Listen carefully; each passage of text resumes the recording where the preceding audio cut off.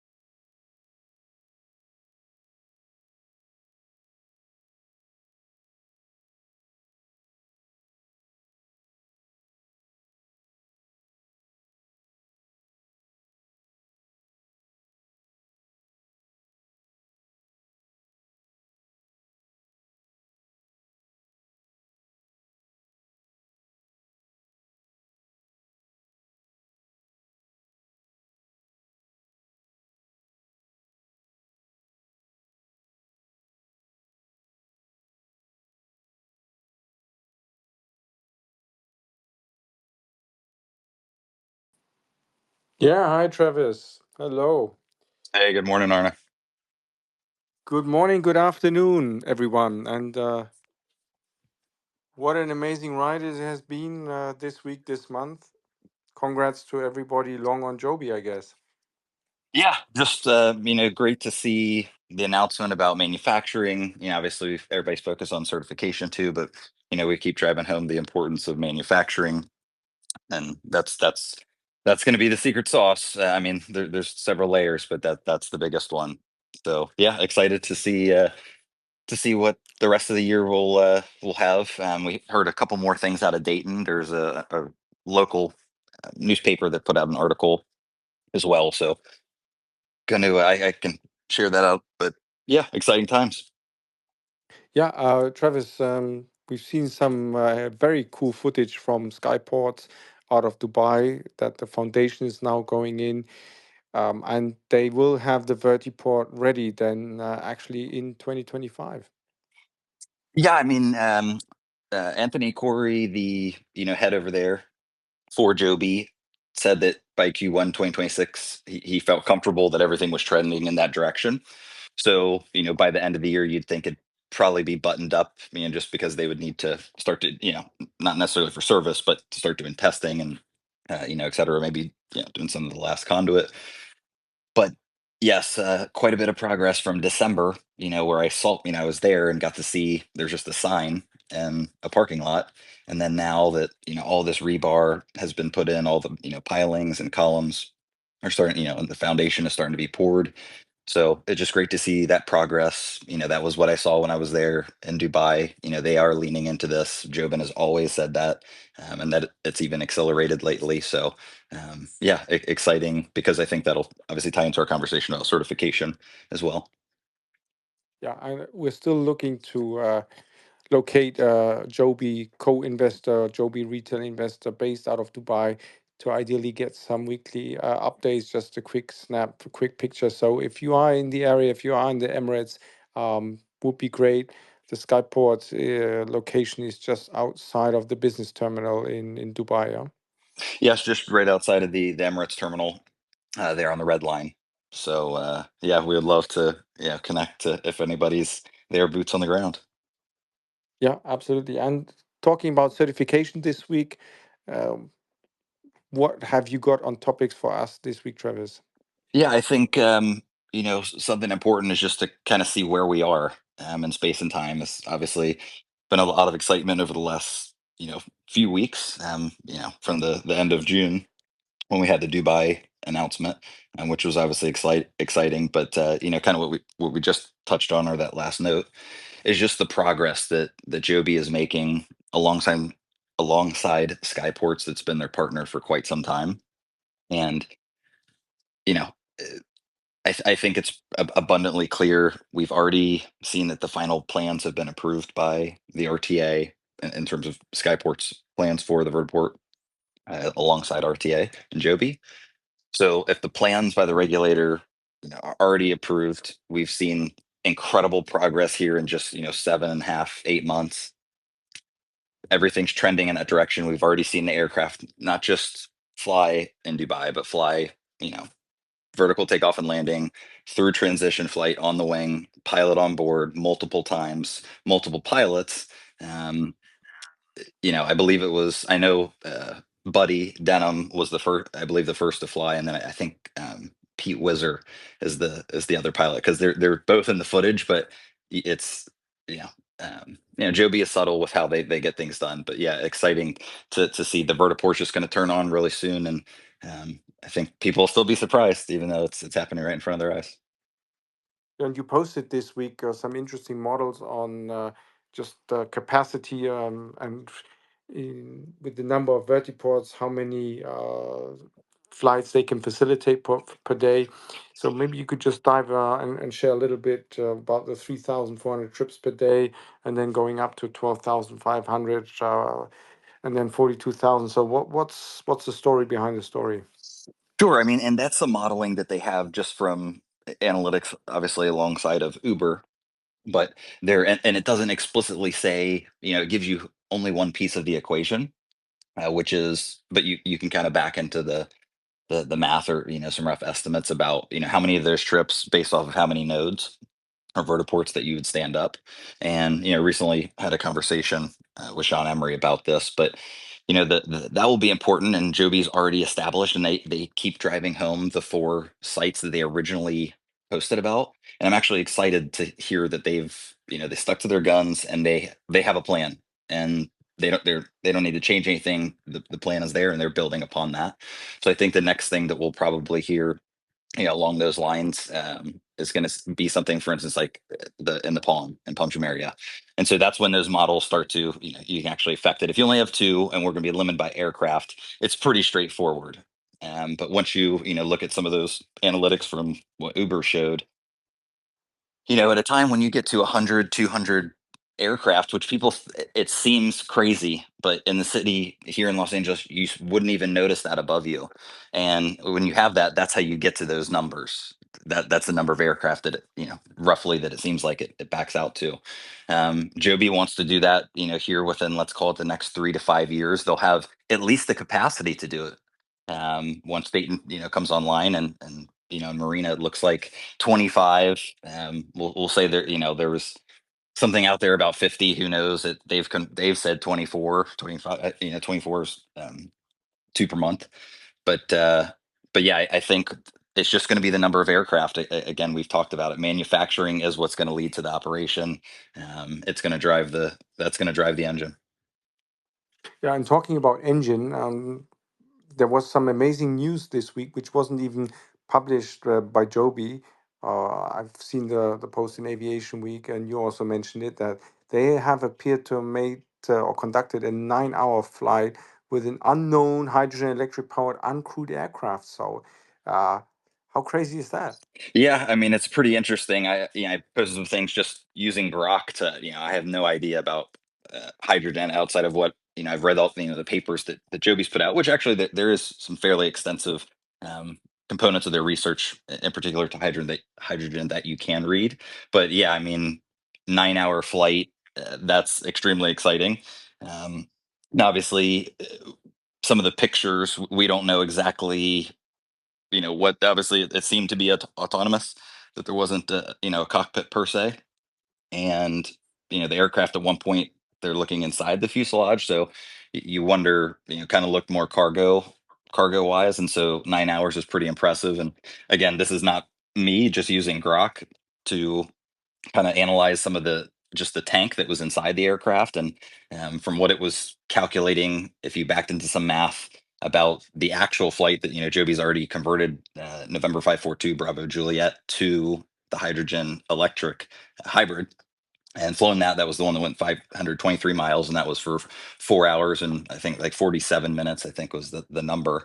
But anyway, you calculate that out, and it was some crazy like 20-hour number. And that gets the current military drones, Predators and things of that nature. I believe kind of the top end starts to get towards, like, in that 20 to 30 range in terms of hours. So who knows what, but that just, there is some physics, and the science part you can at least measure that side of things, what Joby does with it. I know this has been a this has been Jobin's thing for a long time, the hydrogen, and he talked about it on the American Optimist, show about the Hindenburg. Also, he says that it's not, the hydrogen wasn't even the issue with that. But I would let people just go back, listen to the conversation for yourself.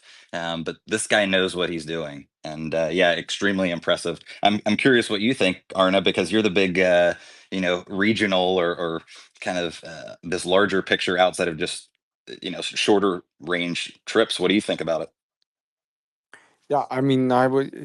It's one of those stories that they acquired H2 Fly out of Stuttgart, a company, yeah, leading in the innovation of bringing hydrogen into aviation. And it's apart from that one flight that they had 2 years ago, which was I think close to 900 kilometers, uh, close to 500 and something miles. They haven't really talked about it a lot in terms of the progress that they're making. And obviously, for certification and the direct go to market, it's not relevant. But then for the economics midterm, it's super important because obviously you can charge more per seat, the turnover time, and also the time that people are willing to wait. So then when you talk about pooling, it becomes very, very interesting if you're just talking about the inner city transportation. So the likes of Ehang, you're only going 10, 15 kilometers, so like 7, 8 miles? Or are you really talking about short haul at some point, connecting locations which are several hundred kilometers, several hundred miles apart from each other, where the economics, from if you look at the numbers, seem to be, yeah, better margins, better pooling, so you earn more per passenger mile per seat.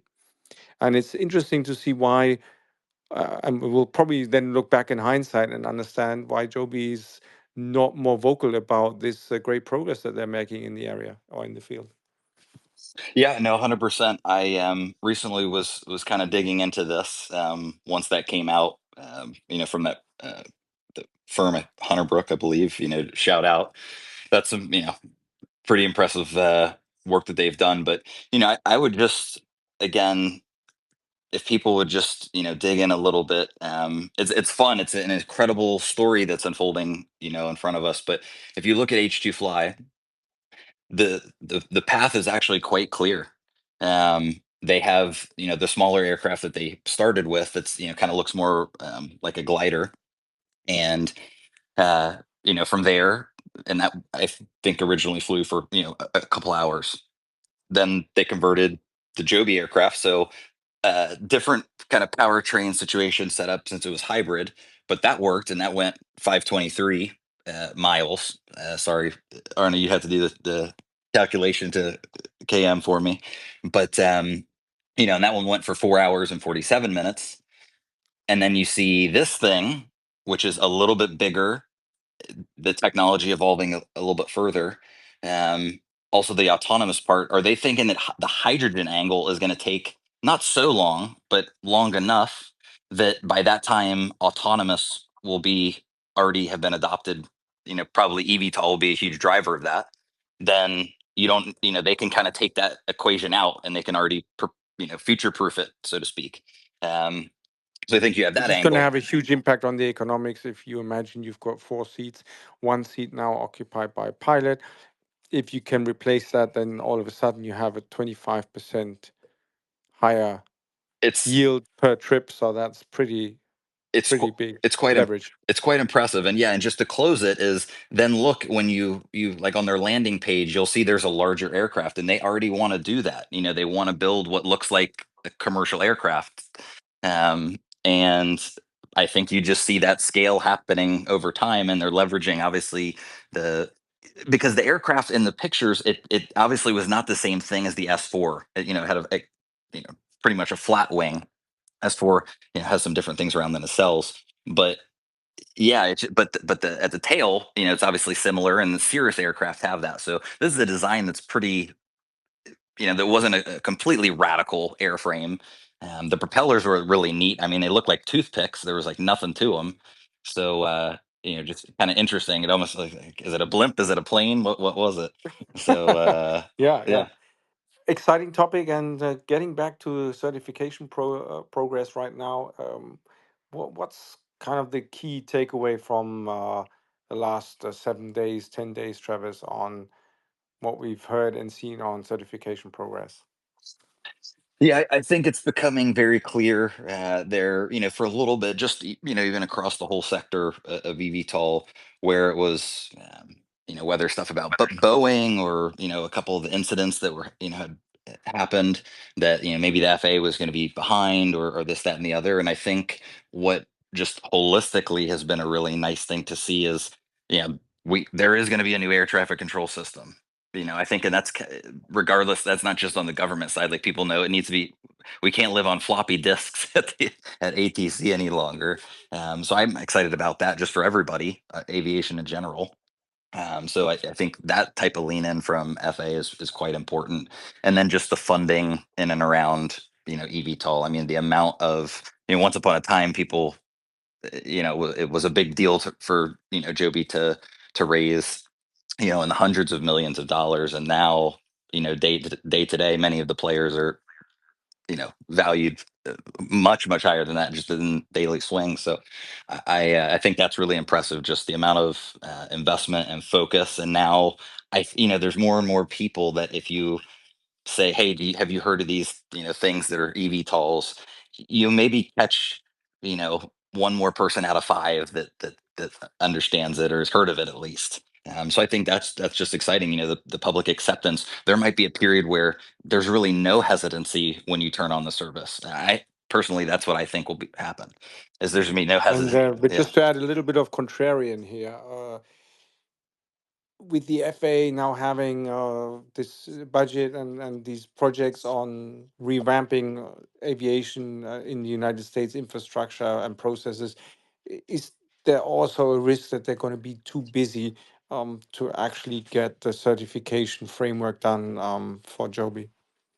Well, this is my understanding and take of it, or my perspective is, for even if that was the case, it completely could be, right. The From my understanding, from some of the hiring that we've seen from Joby, and just looking through the certification process, and listening and reading through some things about what that looks like, that Joby has already hired some of their FAA test pilots that have this designation of DER, Delta Echo Romeo, and designated engineering representative, I believe, is the exact meaning of it. So anyway, if you dig into what that means, it is essentially somebody who is an extremely experienced pilot, but also typically has an engineering degree or some high level specialty degree to something, in particular, to this piece of aviation, and this particular type of aircraft. And those people, that they can be hired by Joby, they're Joby, test pilots, but they have the authority and ability, because of this DER. It's a certification that they receive from the FAA, in alignment with the FAA. And there's a kind of a handler, and regionally, that looks over anybody who is acting in that facility for any company, not just Joby, but anybody using that DER designation. And anyway, they can, as Joby goes through these test cards, they can sign off. And so that means that Joby kind of has an in-house FAA liaison, but even more so, they're pilots. So that is a really exciting piece. I mean, because I dug in quite deep on that subject, because it's a valid one. Like, what if we're delayed by other people? Joby could be going 100 miles an hour, but if the FAA is not, or whomever, whatever regulatory agency. But anyway, I think that's really exciting, because we know that the RTA and GCAA in Dubai and UAE, they're also working hand in hand. So I think we might get a surprise, and maybe like a dual announcement, because UAE and United States already have, really positive relations. I think it's, I don't know, for some reason that started to feel like the trend for me. But anyway, yeah, exciting for leaning into certification. I really don't think the FAA being busy concept. I mean, I appreciate that contrarian, but I think the DER flight test pilots is going to surprise some people. Yeah, and I mean, there's if I now ask my broker, okay, what's currently happening with the stock? I mean, we never comment on share price, and obviously we don't have a crystal ball. And then my broker just keeps saying, well, someone already always knows. And it's just interesting to see that the current move in the share price is driven by very large volume. And I'll leave it at that. But that volume is pretty impressive. I mean, just today we are looking at 36 million shares traded. So that's quite, that's not just retail Arne and Travis just buying a few additional shares. Yeah, I think what I would just point to again is these measurable things I can look at, so we don't even have to comment on it, and it's something where you can look over time for institutional investors. It has not mattered. Again, we don't even need to comment to the share price because it hasn't mattered. It's just literally a staircase of people getting more and more involved. I was looking at it, it's a little bit above 50%. Obviously, a humongous piece of that is Toyota.